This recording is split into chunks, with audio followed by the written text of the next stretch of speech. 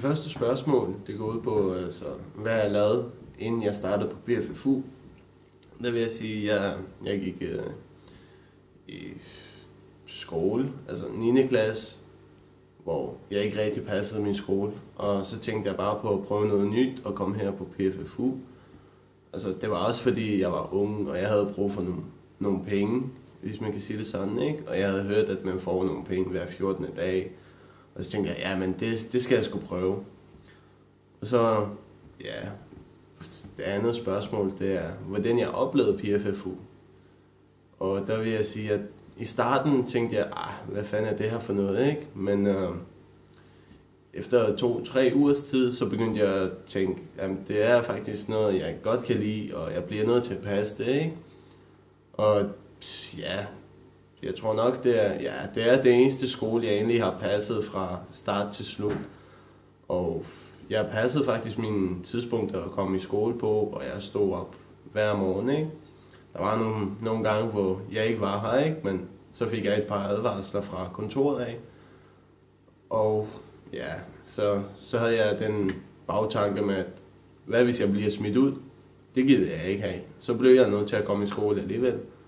Og det var faktisk rigtig fedt. Jeg havde en god selskab, og ja, vi lavede nogle rigtig fede ting her på skolen, og vi var på nogle rigtig fede ture med skolen og med alle eleverne, og det kunne jeg virkelig godt lide. Og hvordan jeg oplevede mit værksted på her, det var noget af det bedste, jeg nogensinde har oplevet i en skolegang, kan jeg altså sige. At jeg havde nogle af de bedste lærere på skolen, kan jeg fornemme, ikke? Eller det ved jeg havde. Og ja, jeg fik lært rigtig meget ind i min værksted. Jeg gik meget op i mediegrafisk og lave ting på Photoshop, redigere billeder, lave banners til hjemmesider og sådan noget. Og det ville jeg lære meget mere af. Og så fik jeg spurgt min værkstedslærer, som hed Jan. Og det fik han hjulpet mig rigtig meget med, synes jeg. Og nu er jeg kommet i en højt niveau i Photoshop, og det kan jeg rigtig godt lide. Og det vil jeg faktisk fortsætte med at arbejde på. Og hvad jeg fik ud af at gå på PFFU er, at jeg fik en rigtig fed oplevelse. Og ja, altså inden jeg startede her på PFFU, havde jeg en rigtig høj temperament, og jeg var lidt af en ballade med. Jeg kom i skole kun for at slås, kan man sige sådan, ikke?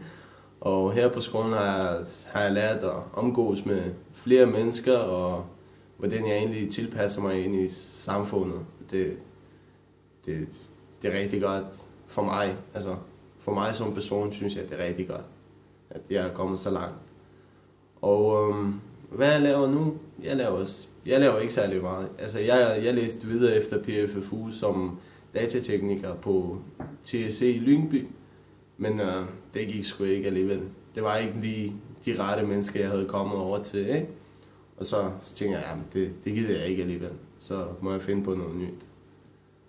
Og hvad jeg tænker, der skal ske i fremtiden vedrørende arbejde eller uddannelse, jamen lige nu er jeg i gang med at søge som industriingeniør på Metalskolen i Frederiksværk. Og ja, så meget ved jeg heller ikke om det, men det jeg ved om det er rigtig fint. Det er rigtig fint.